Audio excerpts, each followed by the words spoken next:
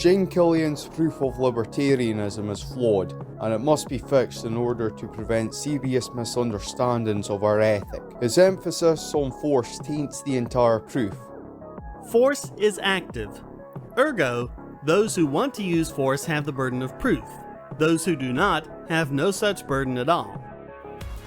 This isn't per se wrong, however it fails to get to the root of the matter about why we care about the use of force. Would you care about your car being taken if you could effortlessly conjure up an exact replica? The fact that you cannot do this, but your use of the car is mutually exclusive with that of the thieves, demonstrates that it is really a capacity for conflict, i.e. scarcity, which is the basis for the libertarian status debate. It should then have been explained that it is from scarcity that we get ownership, which is assigned to the individual that is the just user of a good in any given conflict. Even communists and fascists believe in ownership, since even they have an idea of who the just user is in conflicts. However, libertarianism provides the only defendable way of determining owners. Now, the forced conflict distinction may seem innocuous, but there is a reason why modern writers such as Kinsella and Hermann Hoppe place such an emphasis on conflict in their work, and that is because using a forced basis of libertarianism can lead to very faulty conclusions,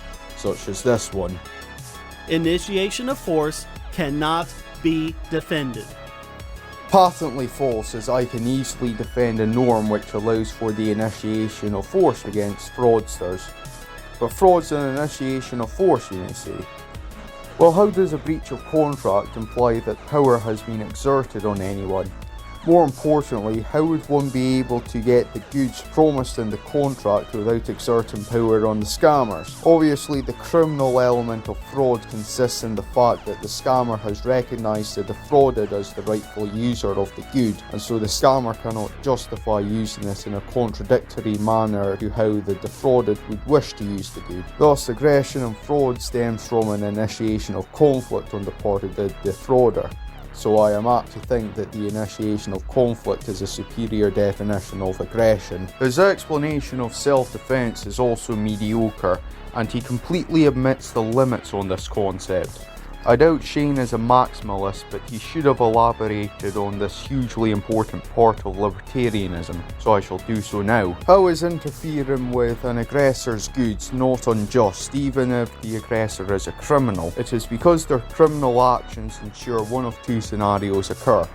Either the victim accepts the crime committed against them, or they repel the crime committed by the aggressor. Now, the aggressor cannot justly want the former to occur, and so he cannot complain when the victim defaults to the latter. It is from this right of self-defense that we get a right to punish the criminal for his crimes. But clearly, all punishments must be warranted.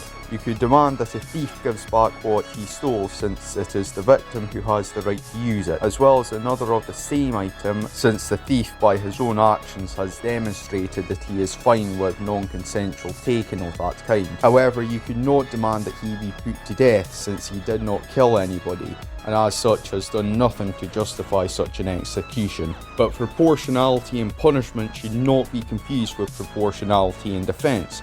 Obviously, killing a rapist in the act may be disproportionate, but if it's impossible for the victim to stop the crime except by that means, it is ethical for them to do so. Why? Because once again, the criminal has created the situation.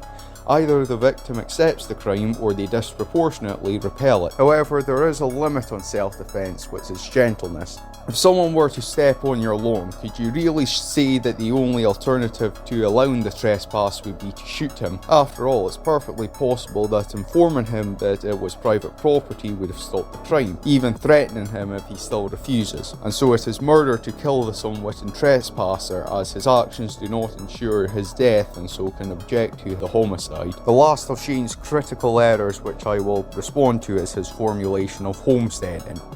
So long as he doesn't intrude on anyone else's property rights to do so, whatever is the product of his own actions, his own mind, his own labor, rightly belongs to him and no one else. This is an overly metaphorical description of homesteading. Homesteading is actually derived from the NAP. We know it is legal to be a non-aggressor, so one can rightfully use, i.e. own previously unused goods, as it would not conflict with a prior possessor's use of the good. Of course, the fact that something is the product of my actions can indicate that I have made mutually exclusive use of the good, but something being the product of my actions isn't sufficient or necessary for me to claim ownership over the good. All I need to do is demonstrate that it would be aggression to deny my use of the item. But why should the non-aggressor always get the property right? I answer this in the video on screen, so click the video if you want to find out.